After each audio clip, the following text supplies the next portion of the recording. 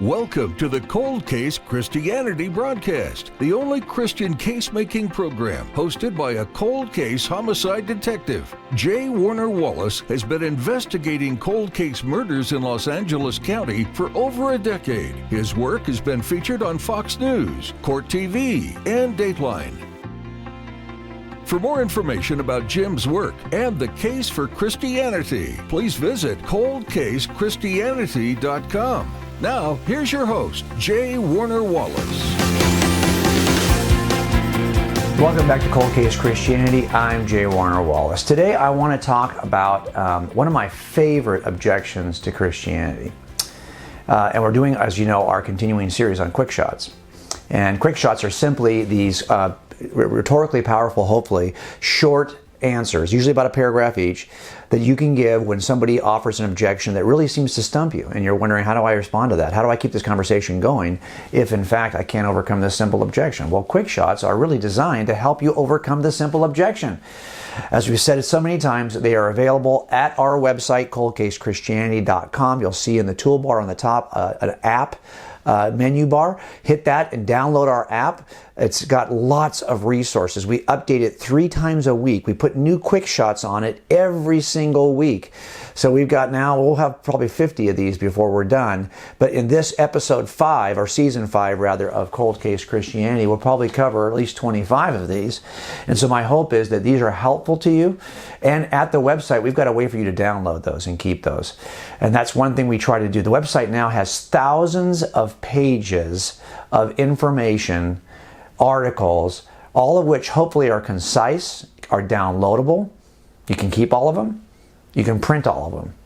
And all of these things are really offered for you. Look, we are in an information age. Content is king. And it really is a free information age. If you aren't willing to do this ministry for free and provide resources to people for free, well, then really you have no place in this marketplace of free ideas. And so for all of you who are watching, some of you who watch are thinking to yourself, I've listened and been consuming content for forever. Maybe I could actually contribute some content. Yeah, I think you could. And I think now is the time to do it. Now is the time for you to start contributing content. If you can blog, if you can watch this on TV, if you can watch this online, if you can visit our website, you probably can get a WordPress site and start blogging. What is your experience with Christianity? What people will resonate with your story? So I want to encourage you, if you're a content consumer, that we are in the age where everyone could be a content creator. Start creating content. You don't have to be an expert in order to contribute to the Christian worldview, to contribute to the Christian church. Sometimes people just want to know your story and how your story might impact theirs. Now, we try to do that at Cold Case Christianity, and I hope it's helpful to you. And today we're going to talk about a specific objection to Christianity. I'll put it on the screen for you. It's one of my favorite. It's that Christianity is anti-science. And the reason why this is one of my favorite objections is that this is one of the most popular barriers to faith that is offered by young ex-Christians as they leave the church. If you ask them, or even Christians who are in the church who are struggling, a lot of times the context of their struggle, the nature of their struggle is that they don't believe that what they've been taught about the world from a science perspective can be reconciled with what they've been taught about the world from the Bible. They think that the Bible and science are so diametrically opposed that there's no middle ground you can ever find. There's no way to reconcile these two differences. And they formed the opinion that the Bible is, for some reason, anti-science. Now, the culture has also agreed with that. The culture also many times thinks that we are somehow anti-science, usually because we reject a naturalistic perspective of how things came to be. If you believe that they're just blind physical forces through evolution alone, just random chance mutations acted upon by the environment through a process of natural selection, you can work God out of the equation altogether. Most Christians do not embrace a godless form of evolution, and for that reason, a lot of people think that we are just anti-science. Any science that would point to a godless form of evolution, of course, we would reject. Well, we're not rejecting the science necessarily, but they might think we are. So I want to talk about 3 ways to respond to this claim that Christianity is by its very nature anti-science. We'll do the first one right away. I'm going to put it on the screen. Again, when I put these paragraphs on the screen, the idea is to give you the briefest. These are the fewest words I could probably say in this category. But, of course, if I'm talking to somebody, I'm going to explain a little more, and I want you to see how I do that by comparing to what's on the screen. So let's go ahead and get started. Here's the response number 1. Look, Christianity isn't anti-science, but I think it's fair to say that Christianity is anti-scientism, but I'm going to have to define that word for you, right? Here's what I mean when I say scientism. Scientism is the belief that science is the only way that you could ever know anything. That unless you can come to it by way of science, it's not even knowable or worth knowing. But I want you to stop and think about that for a minute. There's a ton of stuff that you and I know, right, without the benefit of any scientific endeavor at all. As a matter of fact, there are some things that science cannot tell us that we have to know before we can even do science. I'll give you an example of that. There are facts of logic, like the law of non-contradiction. There's not as though there's some kind of scientific experiment I can run to prove that law. I, in fact, have to embrace that law as true before I even start to do science. Even mathematical truths I have to embrace without the benefit of science in order for me to do science. So these things precede your scientific investigation. So you have to know them without the benefit of science. But not only that, there are tons of metaphysical truths. The kinds of truths, like, for example, that determine if the external world is real. Well, those are things we have to assume up front. We have to find those truths and get to those truths a different way before we can even do science. Even moral and ethical truths, right? The things that set boundaries for our behaviors. These things cannot be determined with science. Science can tell you what is, but it cannot tell you what ought to be. And aesthetic truths, like determining what is beautiful, what is repulsive, these are things that you cannot come to through some kind of scientific. Even historical truths often cannot be tested with any form of science. Now, you could say that maybe you could use forensic sciences in some cases. You could, but not in every case. So even historical truths we come to without the benefit of scientific endeavors. Look, Christians believe that science can tell us all kinds of important things. I'm with you on that. But we don't believe it can tell us all important things. How could science possibly, for example, tell us anything meaningful about the historicity of Jesus or the historical reliability of the Bible? We're going to have to get to those some other way. And that's why we don't believe, we're not anti-science. We actually like science, but we are anti-scientism. We know that there are more, we can use something other than science to get to a lot of truth claims that we believe are important to know. Okay, in this first response, all we're trying to suggest is that even people who would say that science is the only way to know something believe a lot of things that they didn't get to by way of science. So that's a self-contradictory statement. It's self-refuting. Look at it this way. If you said, I can only trust those things that I learn by way of science, well, you've already made a self-refuting statement, because that claim that the only things you can trust are the things you can demonstrate with science cannot be demonstrated with science to be true. That's a philosophical statement that you have to embrace before you do science. So already I could say to you, well, I know at least one thing that you believe is true without the benefit of a scientific process, and that is the idea that you can only trust what you can find by way of a scientific process. That claim is itself purely philosophical. It is not scientific.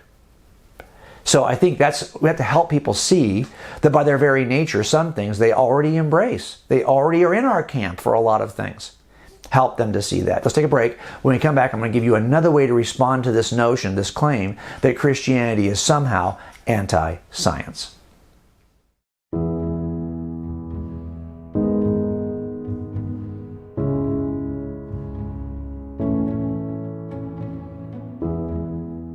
If you're like me, I bet you sometimes feel bad that you don't share what you believe as a Christian as much as you'd like. Sometimes it's because we're not well equipped.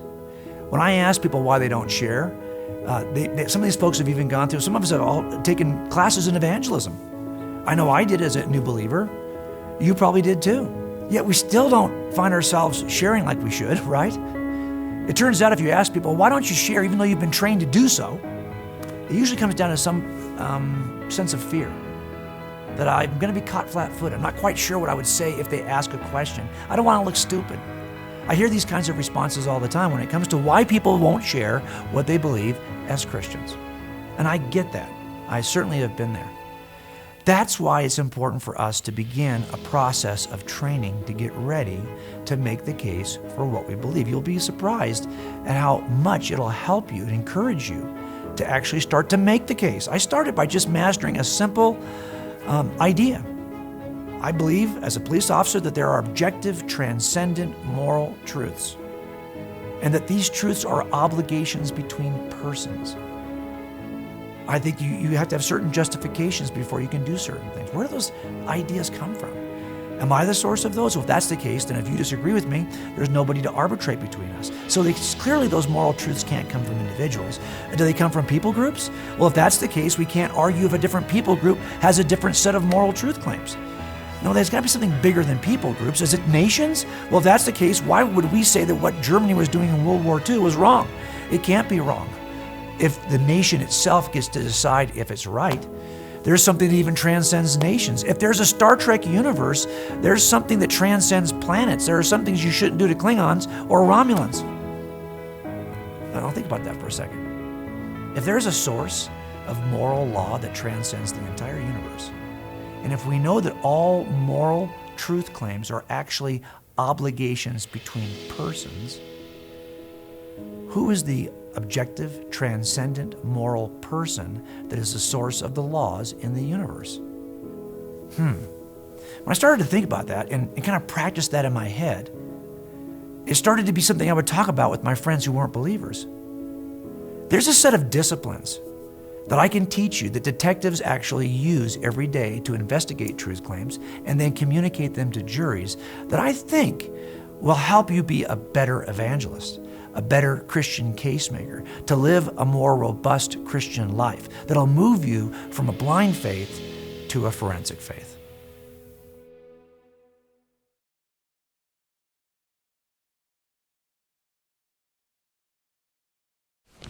After I wrote a book called God's Crime Scene, I started speaking on these topics. Now, I've learned something a long time ago that if you write a book, before you start speaking about that topic, after you've spoken on the topic for a year or two, you're going to wish you could rewrite the book, because your talks reveal all kinds of better ways to communicate the issue. So my books usually are things I'm writing about after I've spoken on these issues for years, because I've kind of worked out the notions, especially if you're doing college presentations, right, where you're at universities, because you're going to have a Q&A session at the end of that, and then students are going to come up and say, well, yeah, what about this?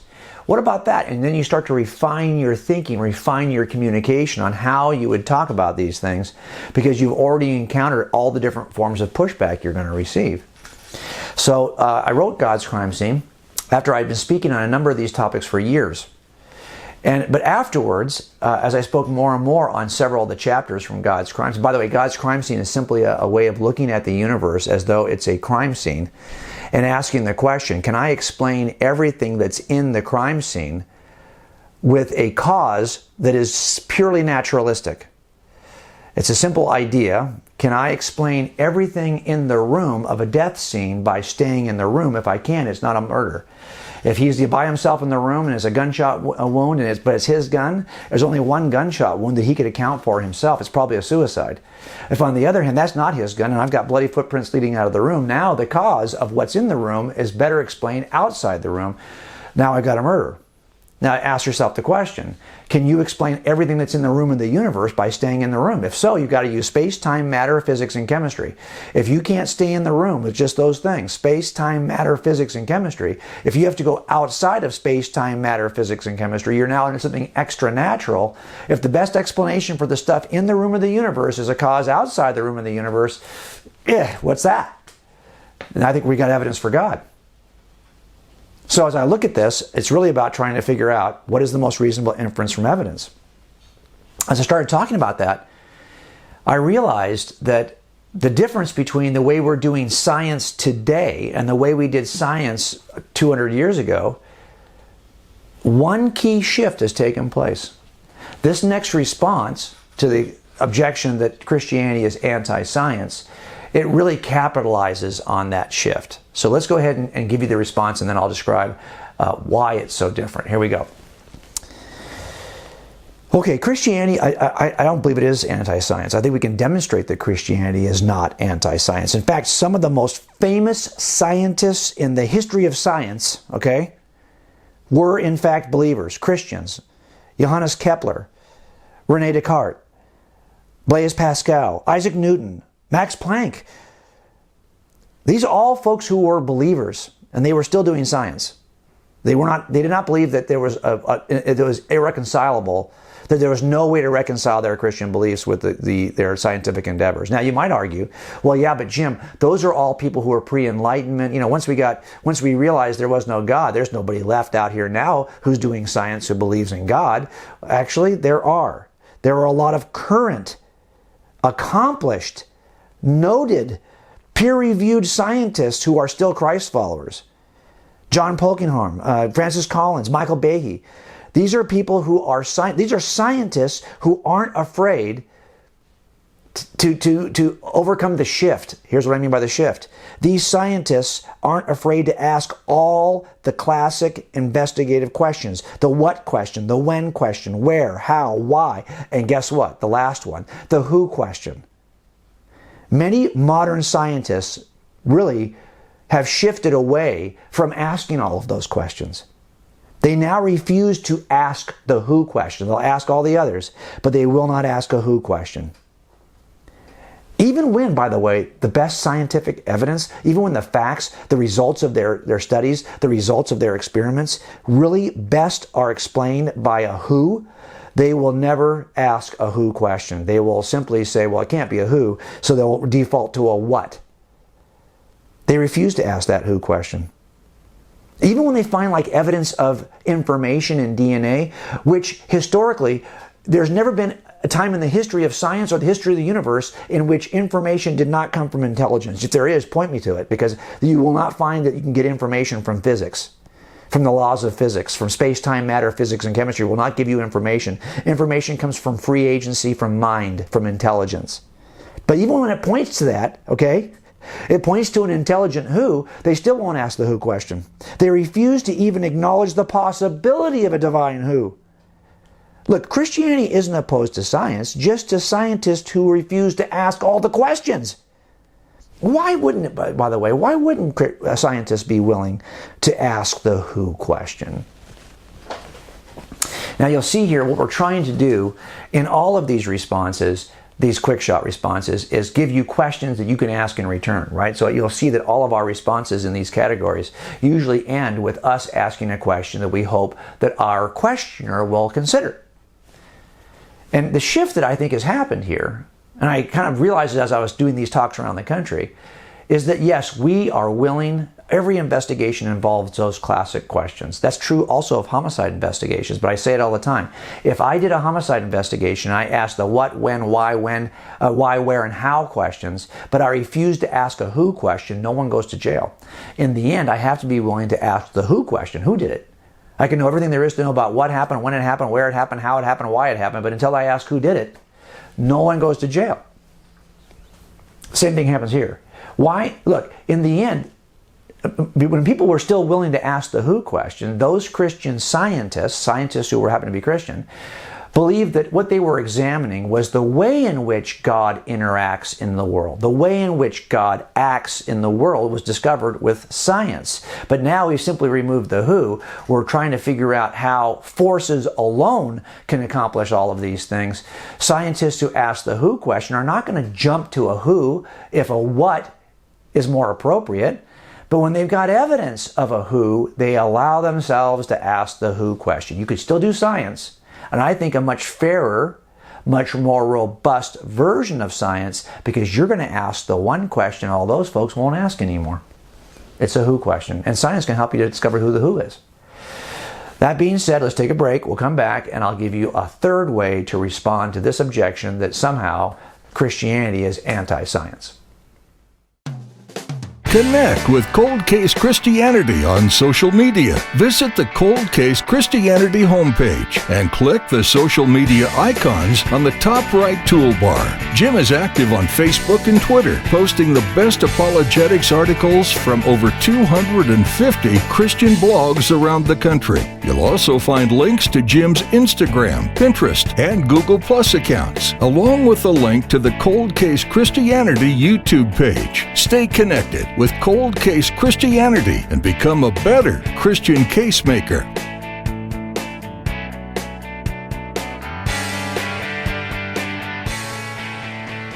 Now, in the last response, I kind of teased out where I'm headed in my next response, right? Because when I wrote God's Crime Scene, I was really talking about how you could make a case for God's existence just based on what we find in the crime scene.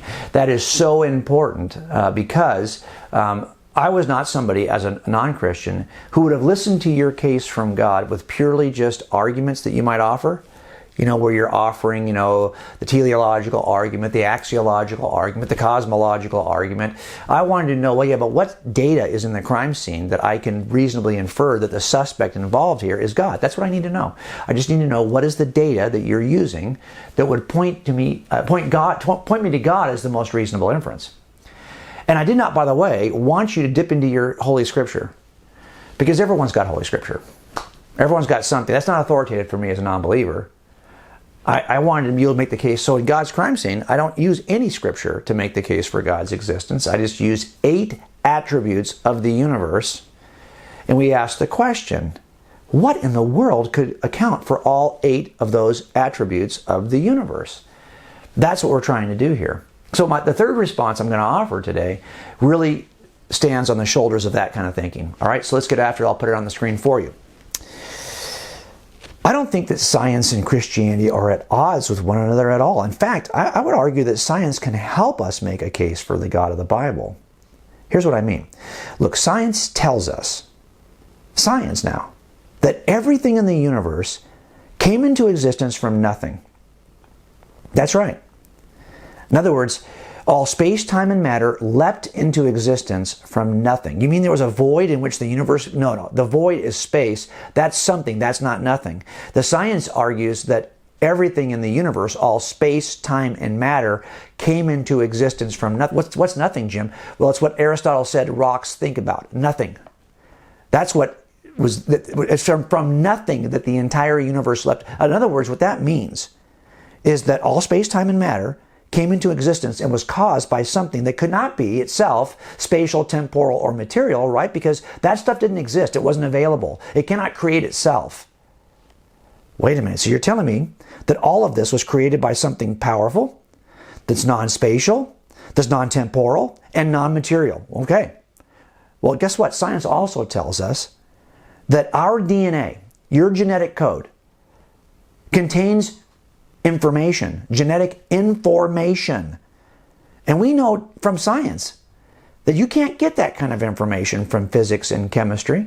Now, you might be able to get low levels of information, but the information in the genome is the highest level of information if you know anything about information theory. It contains true information. And the best inference for any information is an intelligent mind. It has always been. Every experience we have, every practical experience we have, of when we encounter information in the universe, it has come from a mind, from intelligence. The God of the Bible, okay, I think therefore is a reasonable candidate for the non-spatial, all-powerful, right? Non-spatial, non-temporal, non-material, intelligent mind that could explain the scientific data. Now, I've only, by the way, covered 2 of what I think are 8 lines of scientific data. That's what I talk about in God's Crime Scene. But my point is, why do you think that some people reject the existence of God when the scientific evidence is most reasonably explained by God? We talk about this all the time, right? Facts and inferences. There are facts that we present a jury, and then they get to infer from those facts a verdict. We have facts in the universe. We have a universe that came into existence from nothing, that appears to be fine-tuned for the existence of life. Life that emerges from non-life on the basis of DNA that contains information. And the biology that eventually results from that appears to be designed. and everyone knows it appears to be designed, even atheists like Richard Dawkins agree that biology is the study of those things that appear to have been designed for a purpose. Okay? We have to explain our conscious mind in the midst of a purely physical universe governed by physical laws. How is it you have a non-physical mind that's not governed by physical laws? And you have free agency, so that your choices are truly yours. And we believe there are objective, transcendent, moral truths that govern all of us, whether we like them or not. People can disagree about these, but there's an overarching moral truth that transcends us. And finally, we believe there's a standard of righteousness that is also so transcendent that when we see it broken, we call that evil. It's not a matter of personal opinion. We believe some things are transcendently evil. Well, what is the transcendent moral standard by which we are governing things and calling them evil? Look, there are lots of lines of evidence we could chase. But if you do that, you're going to have to figure out what cause, and can you stay inside the room? Is it just space, time, matter, physics, and chemistry? Good luck with that. As a matter of fact, most times when I talk about this, the other side will say, well, yeah, you're right. Science hasn't got an answer for those 8 things yet, but it will someday. Well, I'm asking you to render a verdict today. We don't allow jurors to say, well, based on the evidence you showed me in this trial, oh man, he looks guilty. But in the next 5 years, new evidence could surface. Okay, we'll do a retrial. We're asking you to render a verdict today based on what you know today. And based on what's available to us today, the most reasonable inference for those 8 things is the existence of an all-powerful, non-spatial, non-temporal, non-material, intelligent mind who accounts for DNA as the fine-tuner of both the universe and of biology, that is a mind that acts freely to create other minds that can act freely in his image, and that is the source for all transcendent moral truths, and even the source for a standard of righteousness by which we call something evil. That's the kind of suspect we're looking for. That suspect, by the way, we get that from the data, from the science that we do to determine the nature of the universe. Now we ask ourselves a question, what is the best explanation for that? For the data we got through science. Science is not at odds with Christianity. Science is the friend of Christianity, like we did for many, many generations before the Enlightenment. We simply ask a who question and we get the best answer. I hope these 3 ways of answering this objection that science is somehow at odds with Christianity will be helpful for you to get past this barrier so you can get the roadblock down, get the wall down so you can get to the gospel. By the way, this is not the gospel. This is not what Jesus came to do. This is the barrier that stands between your friends and the gospel, that stood between me and the gospel. Let's take that down so we can get to the gospel. And I hope that helps you, and we'll join you right back here for another one of these next week at Cold Case Christianity. Thanks for joining us at the Cold Case Christianity broadcast. If you're interested in more information about this week's topic, please visit coldcasechristianity.com. For a thorough investigation of the reliability of the New Testament Gospels and the case for Christianity, be sure to purchase Cold Case Christianity, God's Crime Scene, Forensic Faith, and Alive.